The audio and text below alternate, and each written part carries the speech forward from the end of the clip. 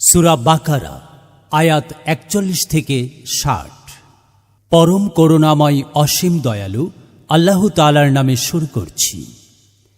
এবং আমি যা অবতীর্ণ করেছি তৎপ্রতি বিশ্বাস স্থাপন করো। ইহা কুরআন তোমাদের কাছে যা আছে ওহারই সত্যতা প্রণয়নকারী, এবং এতে তোমরাই প্রথম অবিশ্বাসী হইও না, এবং আমার নির্দেশনাবলীর পরিবর্তে সামান্য মূল্য গ্রহণ করো না, এবং তোমরা বরং আমাকেই ভয় করো, এবং তোমরা সত্যকে মিথ্যার সাথে মিশ্রিত করো না, এবং জেনে শুনে সত্য গোপন করো না। আর তোমরা সালাত প্রতিষ্ঠিত করো ও জাকাত প্রদান করো, এবং রুকুকারীদের সাথে রুকু করো। তোমরা কি লোকদেরকে সৎ কাজে আদেশ করছো এবং তোমাদের নিজেদের সম্বন্ধে বিস্মিত হচ্ছ? অথচ তোমরা গ্রন্থ পাঠ করো। তাহলে কি তোমরা হৃদয়ঙ্গম করছো না? এবং তোমরা ধৈর্য ও সালাতের মাধ্যমে সাহায্য চাও। অবশ্যই ওটা কঠিন, কিন্তু বিনীতদের পক্ষে নয়। যারা ধারণা করে যে নিশ্চয়ই তারা তাদের রবের সাথে সম্মিলিত হবে এবং তারা তারই দিকে প্রতিগমন করবে। হে বানী ইসরাইল, আমি তোমাদেরকে যে সুখ সম্পদ দান করেছি তা স্মরণ করো, এবং নিশ্চয়ই আমি তোমাদেরকে সমগ্র পৃথিবীর ওপর শ্রেষ্ঠত্ব দান করেছি।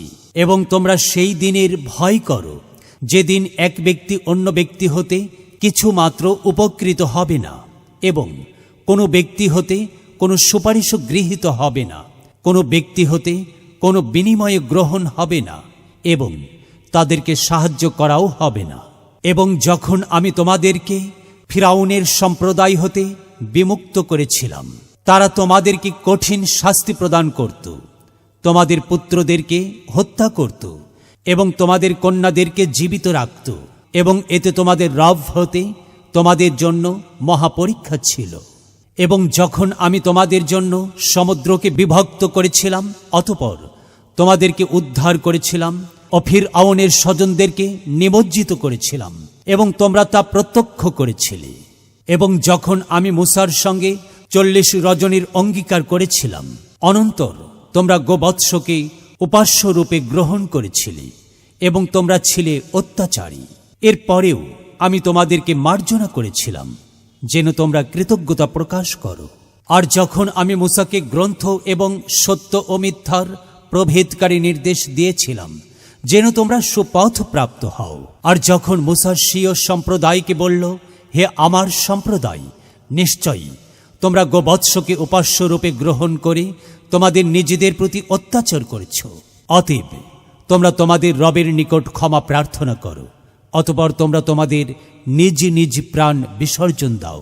তোমাদের রবের নিকট এটাই তোমাদের জন্য কল্যাণকর। অনন্তর তিনি তোমাদের প্রতি ক্ষমা প্রদর্শন করলেন। নিশ্চয়ই তিনি ক্ষমাশীল, করুণাময়। এবং যখন তোমরা বলেছিলে, হে মূসা, আমরা আল্লাহকে প্রকাশ্যভাবে দর্শন না করা পর্যন্ত তোমাকে বিশ্বাস করব না, তখন বজ্রপাত তোমাদেরকে আক্রমণ করেছিল এবং তোমরা তা প্রত্যক্ষ করেছিলে। অতঃপর তোমাদের মৃত্যুর পর আমি তোমাদেরকে পুনরুজ্জীবিত করেছিলাম যেন তোমরা কৃতজ্ঞতা প্রকাশ করো, এবং আমি তোমাদের ওপর মেঘমালার ছায়া দান করেছিলাম, এবং তোমাদের প্রতি মান্না ও সালওয়া অবতীর্ণ করেছিলাম। আমি তোমাদেরকে যে উপজীবিকা দান করেছি সেই পবিত্র জিনিস হতে আহার করো। এবং তারা আমার কোনো অতিষ্ঠ করেনি, বরং তারা নিজেদের অতিষ্ঠ করেছিল। এবং যখন আমি বললাম, তোমরা এই নগরে প্রবেশ করো, অতঃপর যা ইচ্ছা স্বাচ্ছন্দ্যে আহার করো, এবং সাজদাবনতভাবে দ্বারে প্রবেশ করো, এবং তোমরা বলো, আমরা ক্ষমা প্রার্থনা করছি, তাহলে আমি তোমাদের অপরাধ ক্ষমা করব, এবং অচিরেই সৎকর্মশীলগণকে অধিকতর দান করব। অনন্তর যারা অত্যাচার করেছিল তাদেরকে যা বলা হয়েছিল তৎপরিবর্তে তারা সেই কথার পরিবর্তন করল। পরে অত্যাচারীরা যে দুষ্কর্ম করেছিল তজ্জন্য আমি তাদের ওপর আকাশ হতে শান্তি অবতীর্ণ করেছিলাম। এবং যখন মূসা স্বীয় সম্প্রদায়ের জন্য পানি প্রার্থনা করেছিল, তখন আমি বলেছিলাম, তুমি স্বীয় লাঠি দ্বারা প্রস্তরে আঘাত করো, অনন্তর তা হতে দ্বাদশ প্রসবন বিনিসৃত হল। প্রত্যেকেই স্ব স্থান জেনে নিল। তোমরা আল্লাহর উপজীবিকা হতে আহার করো ও পান করো এবং পৃথিবীতে শান্তি ভঙ্গকারী রূপে বিচরণ করো।